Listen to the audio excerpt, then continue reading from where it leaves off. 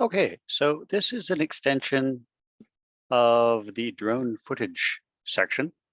So I have taken a bunch of drone photos, a real job, and it's very complex. And you can see looking at the edges how many different photos went into creating this.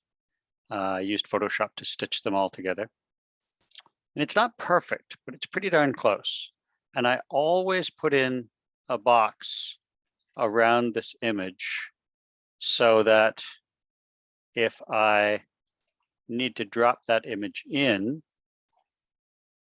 I can just use my inference, which takes me right to an intersection or the midpoint of a line. And I can just drop it in there. And I'm going to keep that box with it for quite some time until I get everything laid in that I want. Now, later I'm going to use the blueprints to refine the house details because it depends on angle and such. And for now, we're going to lay down a line. We already rotated this so that it was square. And here's where things get a bit tricky. We're going to use the right angle tool. And we just highlight that line and we just keep highlighting. How about I zoom in on that so you can actually see it? There we go. So we're just going to keep working our way around, and I'm kind of choosing where I perceive the edges to be. As I say, we're going to use the blueprints to refine this later. But this will get me started. I'm just going to look at a couple of other lines because we want a few different points to work from. And eventually we're going to cut some of these lines.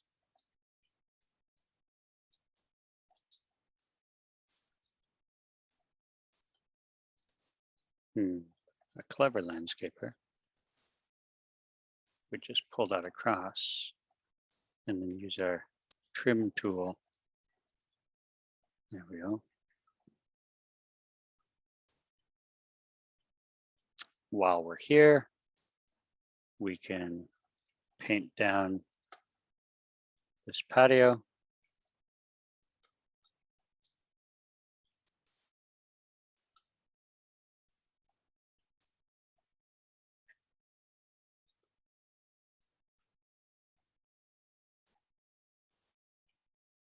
Wherever I can see the ground, that's valuable because I know I'm getting my line there.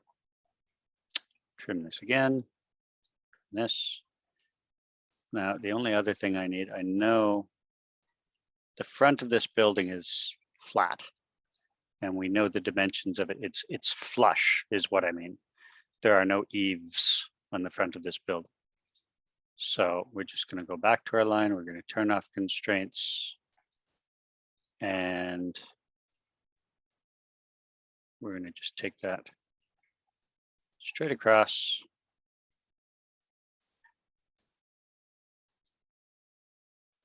And then we will be able to scale from that point. And in fact,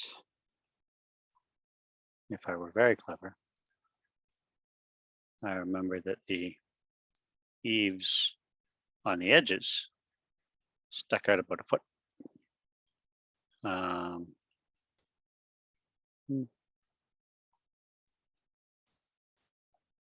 So we're just going to make ourselves a couple of perpendicular lines. And then we come back in 1 foot. I was going to say this isn't usually this complicated, but that's a complete lie. Okay, we're not going to do that. But now we have our line that we can scale to.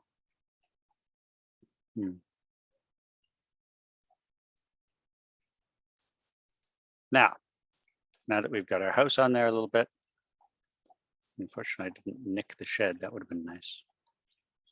The main reason that we're here, the customer wants eventually to put a pool in the design, but we don't want to lose these trees. The trees are a little bit odd because it depends, just like when you're using Google Earth, it depends on the angle that the picture was taken from. So we're going to go in here to figures, trees, trees, no shadows.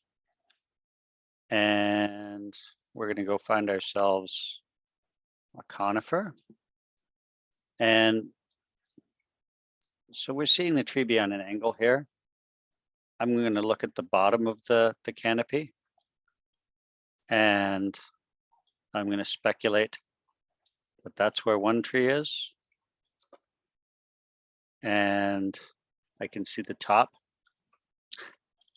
of the tree over here, right centered there, but the bottom is over here.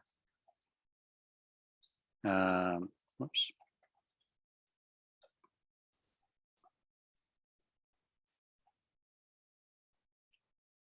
There we go.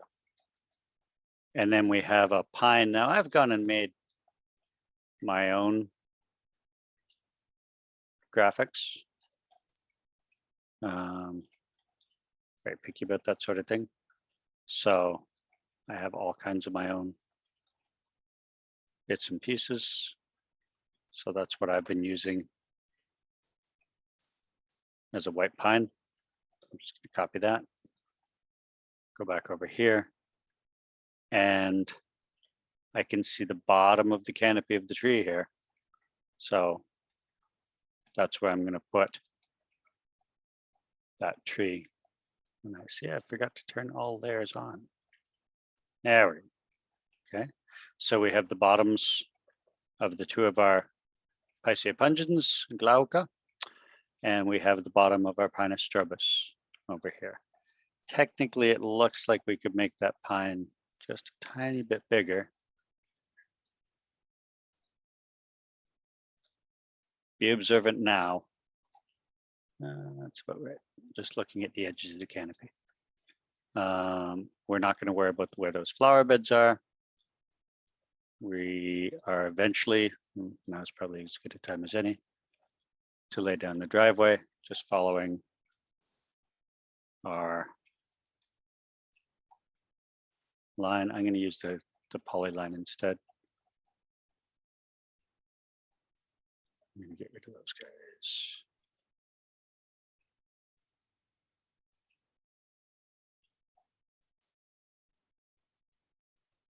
Now there are other lines in here, or rather trees in here. I don't remember who this is, but we have a video. So let's go get a little tree and put it there.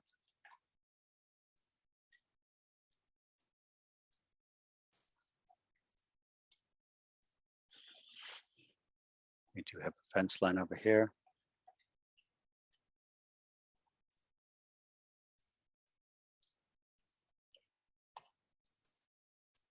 Always pay attention to your constraints. There.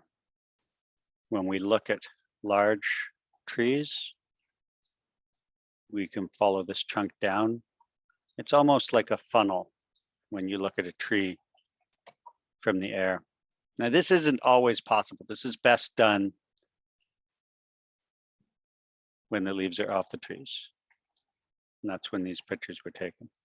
And I may not be able to get everything, but I can see the shadow and I can see the tree branches, and they intersect about here.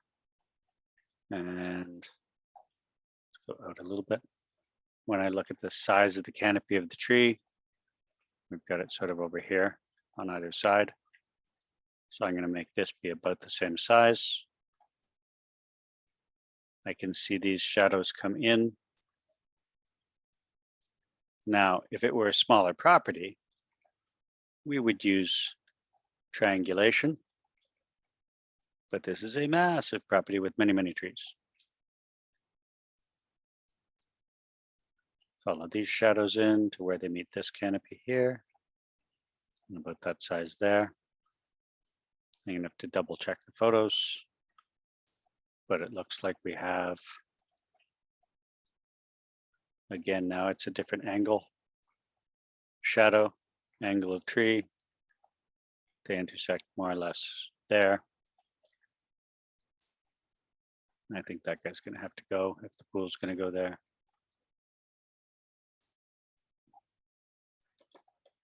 We've got another tree right here. I think he's gonna have to go for the sake of the pool as well.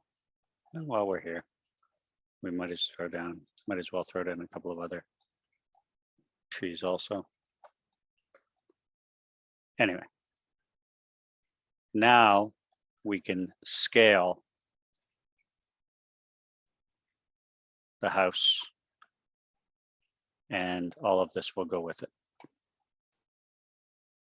Hopefully that was useful.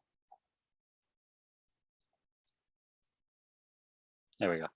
All right, hopefully that was worth our time. We'll do scaling in a bit after we get the house laid down and all that jazz. So see you soon.